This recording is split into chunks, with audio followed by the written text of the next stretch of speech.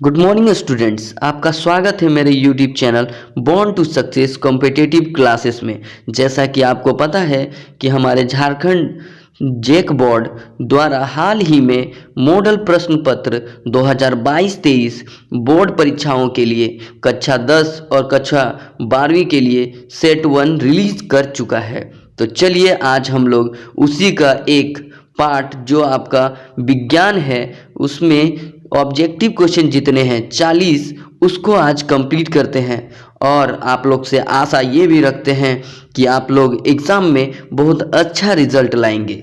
तो चलिए इसी आशा के साथ हम लोग स्टार्ट करते हैं पहला क्वेश्चन। तो देखिए पहला क्वेश्चन आपका है, दाढ़ी बनाने के लिए हम लोग किस दर्पण का उपयोग करते हैं। ठीक है, तो दाढ़ी बनाने का यदि बात रहा तो हम लोग को देखिए मेनली आप याद रखिएगा कि उत्तल दर्पण का उपयोग दो ही जगह होता है।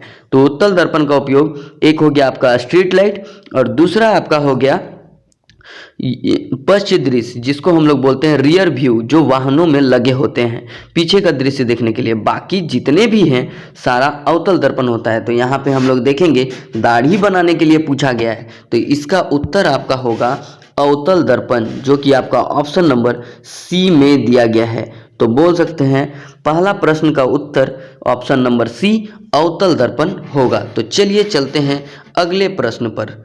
ठीक है, अगला प्रश्न है, गोलीय दर्पण में फोकस दूरी एवं वक्रता त्रिज्या के बीच क्या संबंध होता है।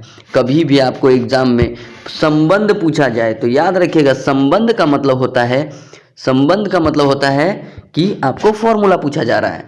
तो फॉर्मूला आपको क्या पूछा जा रहा है, तो सबसे पहले हम लोग जान लेते हैं कि गोलीय दर्पण जैसे बना लेते हैं। जैसे ये गोलीय दर्पण हो गया, ठीक है, ये इसका बीच में कहीं ध्रुव होता है और ध्रुव से ये जो यहाँ केंद्र होता है और केंद्र से ध्रुव तक की दूरी, उसी को हम लोग बोलते हैं वक्रता त्रिज्या। ठीक है, जिसको आर से सूचित किया जाता है। और इसी के बीचों बीच एक पॉइंट होता है जिसको हम लोग एफ से डिनोट करते हैं, जिसको हम लोग फोकस बोलते हैं। यहाँ से लेके एफ ध्रुव तक की दूरी ये आपका कहलाता है फोकस दूरी। तो फोकस दूरी मतलब एफ। तो यहाँ पे हम लोग बोल सकते हैं ये आधा होता है किसका, आर का। तो हम लोग का यहीं से फॉर्मूला निकल के आ गया कि एफ बराबर क्या, आर बट्टा 2। आधा करने का मतलब डिवाइडेड बाय 2। तो ये कौन सा ऑप्शन में आपका दिया है, ऑप्शन नंबर 2 का जो है इसमें बी में आपका दिया हुआ है। तो हम लोग बोल सकते हैं इसका करेक्ट आंसर आपका होगा 2 का बी। एफ बराबर आपका होगा एफ बराबर आर बटा 2। तो ये हो जाएगा आपका करेक्ट ऑप्शन। ठीक है, तो ये हो गया क्वेश्चन नंबर 2 कंप्लीट। आते हैं अगले प्रश्न पर। अगला प्रश्न है, प्रकाश के अपवर्तन की क्रिया में कौन सी भौतिक राशि अपरिवर्तित रहती है। अपरिवर्तित रहने का अर्थ हो गया कि बदलती नहीं है। तो देखिए पहले जान लेते हैं कौन कौन बदलती है। तो देखिए हम लोग जैसा कि जानते हैं कि अपवर्तन किसको बोलते हैं, जब कोई भी प्रकाश का किरण एक माध्यम से दूसरे माध्यम में चली जाती है तो उसका जो पथ होता है वो अपने रास्ते से विचलित हो जाती है या मुड़ जाती है। इस प्रक्रिया को हम लोग क्या कहते हैं, इसको हम लोग प्रकाश का अपवर्तन कहते हैं। और प्रकाश के अपवर्तन में वेग में अंतर आ जाता है, वेग बदल जाता है। आपका दूसरा जो है तरंग दैर्घ्य वो भी बदल जाता है, लेकिन आपका एक चीज़ जो नहीं बदलता है वो है आपका क्या, आवृत्ति। आवृत्ति नहीं बदलता, इसीलिए इसका 3 का आंसर आपका हो जाएगा आवृत्ति, जो कि ऑप्शन नंबर 1 में दिया है। तो इसका आंसर आपका हो जाएगा आवृत्ति। तो चलिए हो गया क्वेश्चन नंबर 3 भी कंप्लीट। आते हैं अगले प्रश्न में। क्वेश्चन नंबर 4 कहता है कि 1 मीटर दूरी वाले उत्तल लेंस की क्षमता क्या होगी। तो हम लोग को यहाँ पूछा जा रहा है कि 1 मीटर दूरी वाले फोकस दूरी वाले, तो यहाँ फोकस दूरी आपका दिया हुआ है कितना, 1 मीटर। हम लोग जानते हैं फॉर्मूला होता है P बराबर क्या होता है, 1/f। तो देखिए f का आपका यहाँ वैल्यू दिया हुआ है 1/f की जगह कितना रख देंगे, 1 मीटर। तो 1/1 बराबर हम लोग बोल सकते हैं कि 1 होगा। अब यहाँ पे हम लोग को जानना है कि 1 प्लस में होगा कि माइनस में। जैसा कि हम लोग जानते हैं कि उत्तल लेंस में f का जो मान होता है वो प्लस में होता है, इसीलिए यहाँ पे इसका मान प्लस में होगा। तो +1 D डायोप्टर इसका मात्रक होता है। तो +1 D जो कि आपका ऑप्शन नंबर बी में दिया हुआ है। तो हम लोग कह सकते हैं कि इसका आंसर आपका 4 का D होगा। 1D होगा, मतलब ऑप्शन बी होगा। तो चलिए ये हो गया क्वेश्चन नंबर 4 भी कंप्लीट। आते हैं अगला प्रश्न पर। अगला प्रश्न है 4D क्षमता वाले अवतल लेंस की फोकस दूरी क्या होगी। तो अवतल लेंस का फोकस दूरी पूछ रहा है, जबकि इस बार आपका लेंस की क्षमता दिया हुआ है। ठीक है, तो लेंस की क्षमता इस बार दिया हुआ है, तो लेंस की क्षमता दिया है तो हम लोग को वही फॉर्मूला यूज करना है। तो P बराबर क्या होता है 1/f। तो 1/f, तो यहाँ पे इस बार P का मान दिया है, तो P का मान आपका 4 दिया है, तो 4 बराबर 1/f, ये चीज़ हो जाएगा। और हम लोग जानते हैं नीचे वाला ऊपर जा सकता है और ऊपर वाला नीचे आ सकता है, तो हम लोग बोल सकते हैं कि f बराबर आपका कितना हो जाएगा 1/4। ठीक है, तो 1/4 होगा।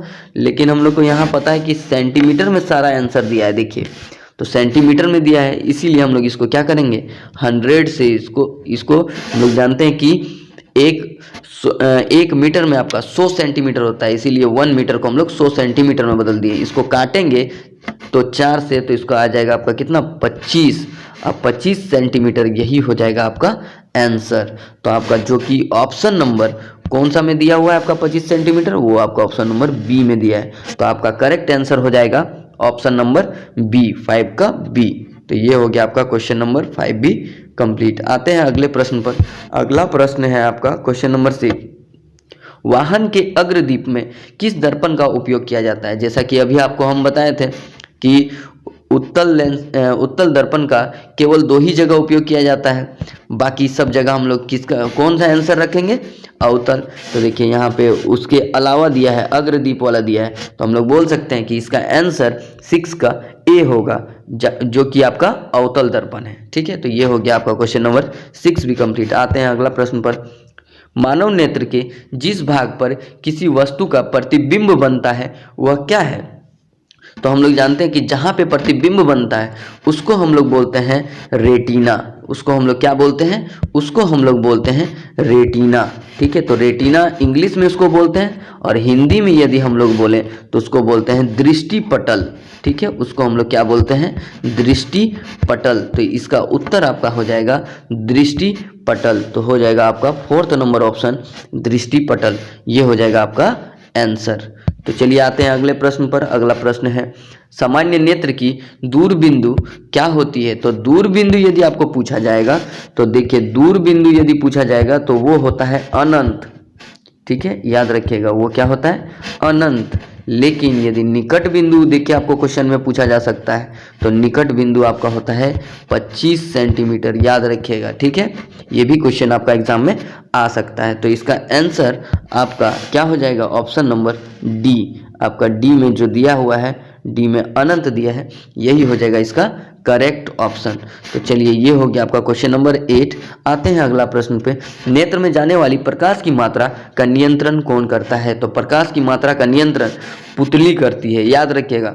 अब पुतली को कंट्रोल कौन करता है, तो पुतली को कंट्रोल ये आपका परितारिका करता है। तो हम लोग को पूछा जा रहा है प्रकाश की मात्रा का नियंत्रण कौन करता है, इसीलिए याद रखिएगा इसका आंसर आपका 9 का डी होगा, जो कि आपका क्या है पुतली है। तो पुतली हो जाएगा इसका करेक्ट आंसर। तो चलिए हम लोग इसका आंसर हो गया 9 का डी पुतली।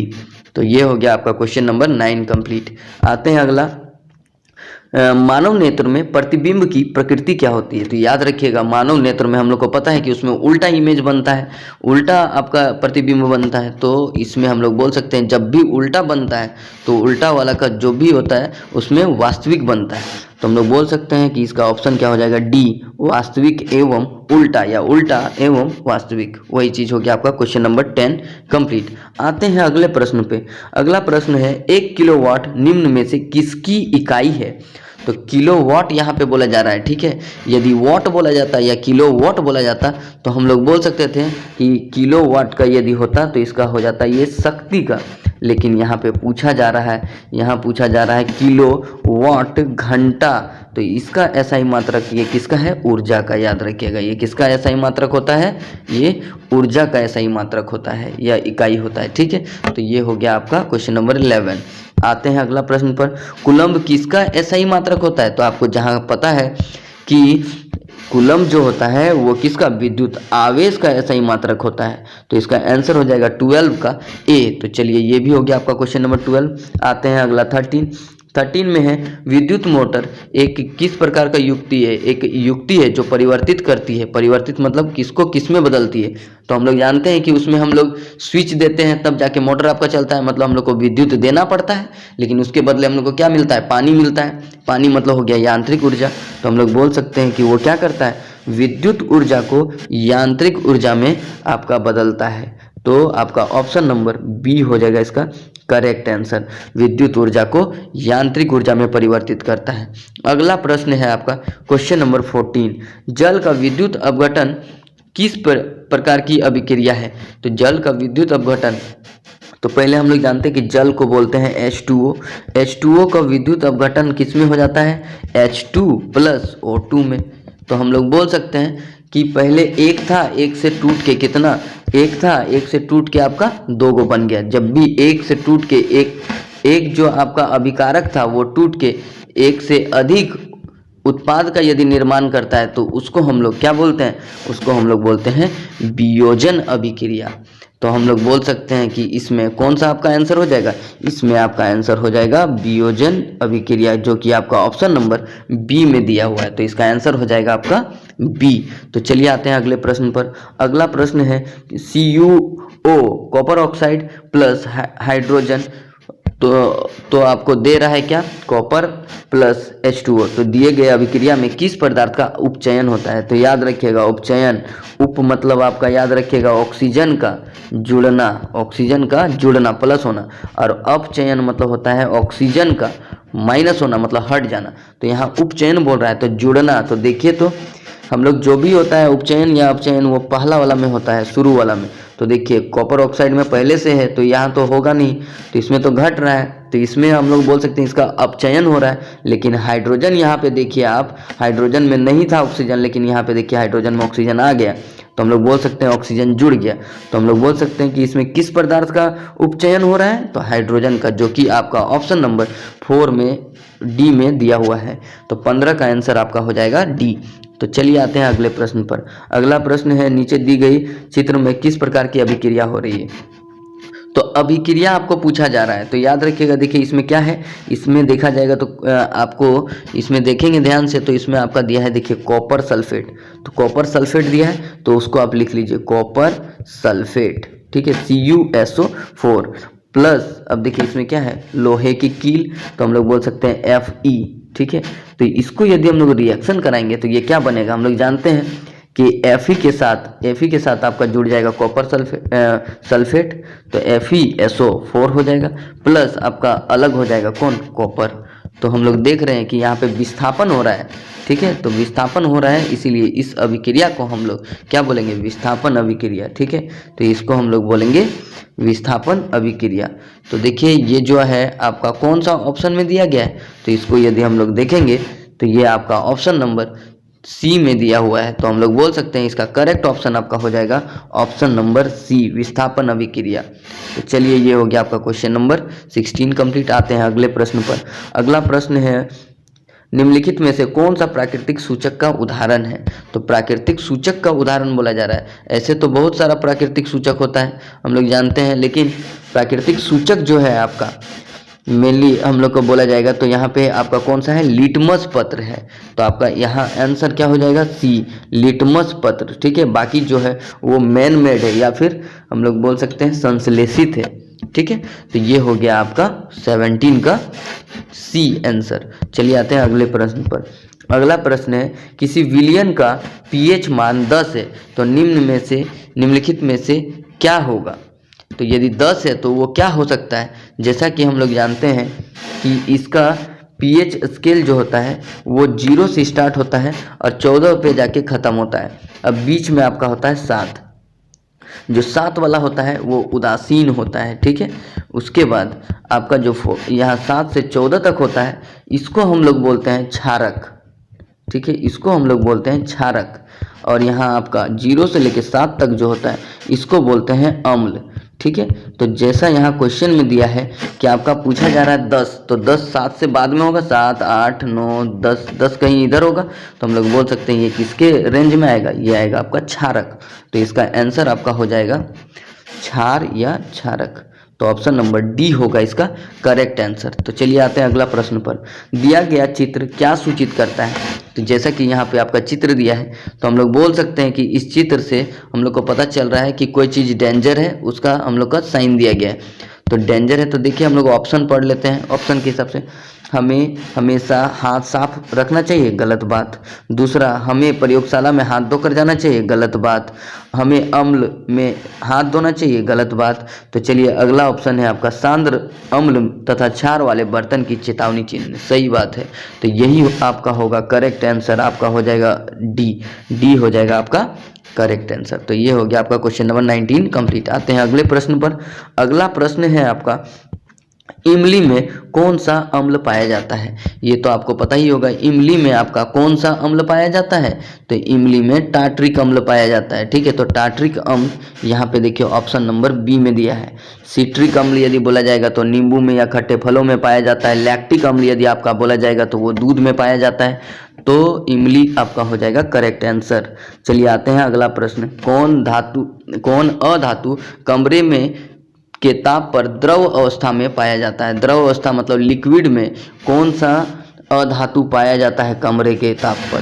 तो हम लोग जानते हैं अधातु यदि बोला जाए तो याद रखिएगा, अधातु यदि बोला जाए तो वो होता है ब्रोमीन। ठीक है, अधातु में हो जाएगा ब्रोमीन। लेकिन यदि धातु बोलता तो याद रखिएगा, ये भी क्वेश्चन आपका आ सकता है पारा।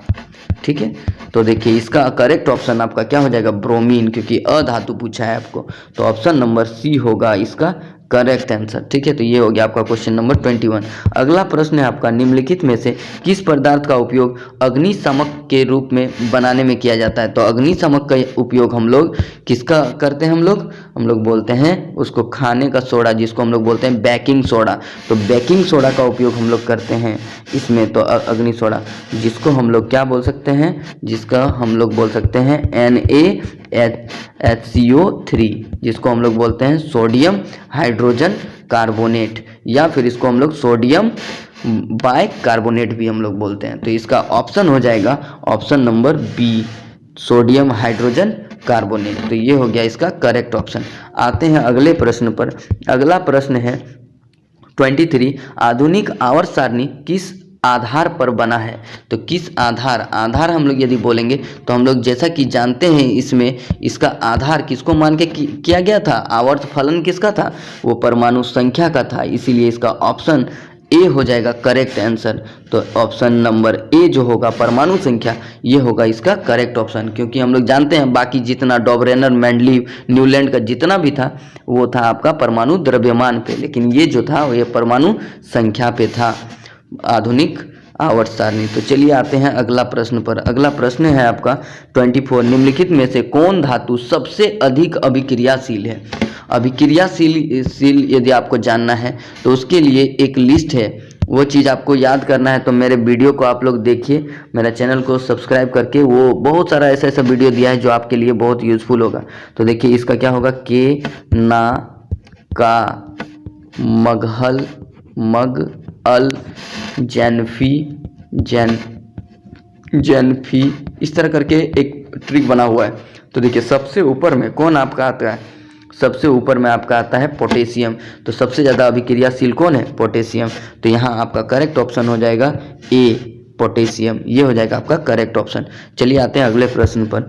पृथ्वी की भूपर पट्टी में प्राकृतिक रूप से पाए जाने वाले तत्व या यौगिक को हम क्या कहते हैं? उसको हम लोग बोलते हैं खनिज।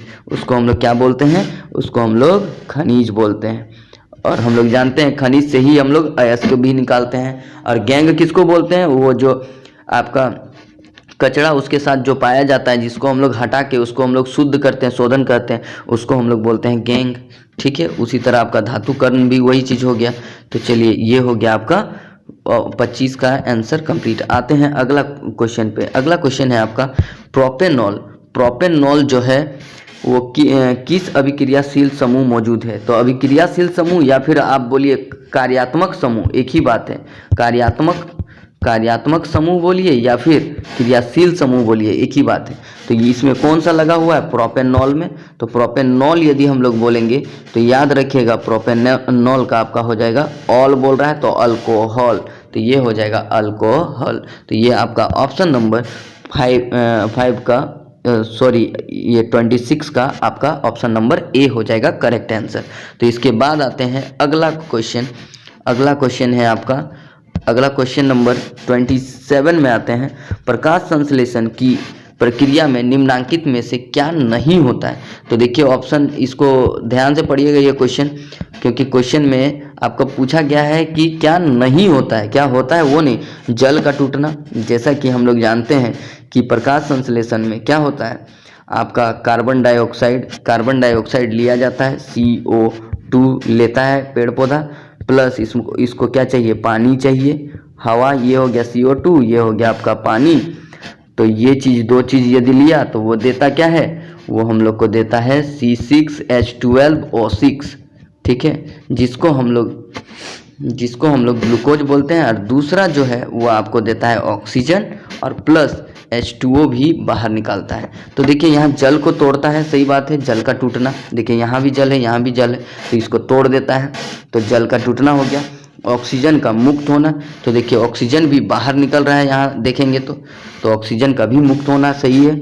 उसके बाद कार्बन डाइऑक्साइड का मुक्त होना, तो कार्बन डाइऑक्साइड ये ले रहा है, वो मुक्त नहीं हो रहा है, तो यही इसका आपका गलत जवाब दिया हुआ है, तो यही हो जाएगा। और देखिए फोर्थ ऑप्शन है कार्बन डाइऑक्साइड का उपयोग करना, सही बात है, कार्बन डाइऑक्साइड का उपयोग कर रहा है, लेकिन मुक्त नहीं कर रहा है, मुक्त तो ऑक्सीजन कर रहा है, इसीलिए इसका करेक्ट ऑप्शन आपका हो जाएगा, क्योंकि पूछा है नहीं, कौन चीज़ नहीं कर रहा है, तो इसका आंसर हो जाएगा कार्बन डाइऑक्साइड का मुक्त होना, ठीक है। तो ये हो गया आपका 27 का आंसर।